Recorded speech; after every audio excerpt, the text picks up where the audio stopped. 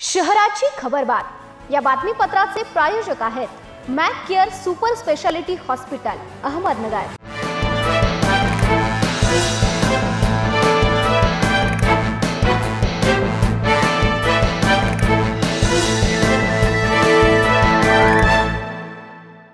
प्रेक्षको नमस्कार, मी दिशा न्यूज 24 सह्याद्रीमध्ये तुमचं स्वागत। पाहूया अहिल्यानगर शहरातील महत्त्वपूर्ण बातम्यांचा आढावा शहराची खबरबातमध्ये।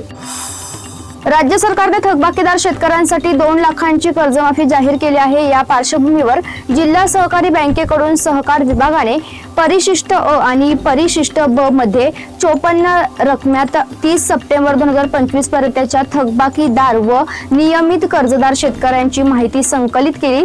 त्यातील पात्र शेतकऱ्यांची माहिती सहकार विभागाने राज्य सरकारला सादर केली आहे। आता मे अखेर मित्रमंडळात कर्जमाफीचा निर्णय होण्याची शक्यता आहे। पोलीस अधीक्षक मुमक्का सुदर्शन यांच्या आदेशानुसार भिंगार कॅम्प पोलिसांनी तोफखाना व MIDC पोलीस ठाणे हद्दीत सुरू असलेल्या बिंगो आणि हरजीतच्या जुगार अड्ड्यावर रविवारी सायंकाळी धडक कारवाई करत 4 वेगवेगळ्या ठिकाणी एकाच वेळी छापे टाकले। या कारवाईत एकूण 6,35,850 रुपयांचा मुद्देमाल जप्त करण्यात आला असून 20 जणांना ताब्यात घेण्यात आले आहे। या प्रकरणी MIDC आणि तोफखाना पोलीस ठाण्यात गुन्हा दाखल करण्यात आले आहे। इंस्टाग्रामवर सुरू असलेले वादाचे रूपांतर खुनी हल्ल्यात झाले। शहरातील नालेगाव भागात 2 सख्या भावांवर चॉपर आणि चाकूने जीवघेणा हल्ला झाल्याची घटना घडली आहे। यामध्ये अभिषेक श्याम टोने आणि त्याचा भाऊ कुबेर टोने गंभीर जखमी झाले आहेत। या प्रकरणी जखमी अभिषेक टोने यांच्या फिर्यादीवरून रविवारी कोतवाली पोलीस ठाण्यात गुन्हा दाखल करण्यात आला आहे।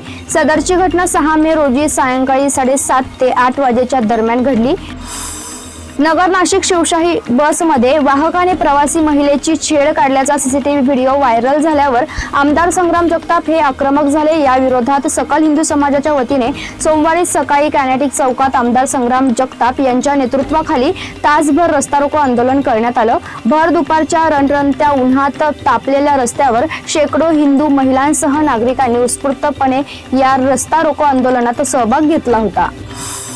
राज्यातील 9,589 कनिष्ठ महाविद्यालयांमधील इयत्ता 11वीच्या प्रवेशासाठी आतापर्यंत जवळपास 7,74,918 विद्यार्थ्यांनी ऑनलाईन प्रवेश अर्जाचा भाग 1 भरून नोंदणी केली आहे। यात नगर जिल्ह्यातील 454 कनिष्ठ महाविद्यालयात 54,000 विद्यार्थ्यांनी 11 प्रवेशासाठी भाग 1 नुसार नोंदणी केली आहे। आज मंगळवारपासून 11वी प्रवेशाचा पुढील टप्पा सुरू होणार आहे।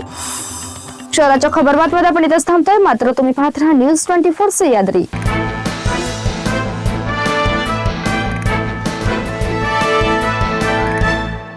शहराची खबरबात या बातमीपत्राचे प्रायोजक होते Mac care super speciality hospital Ahmednagar.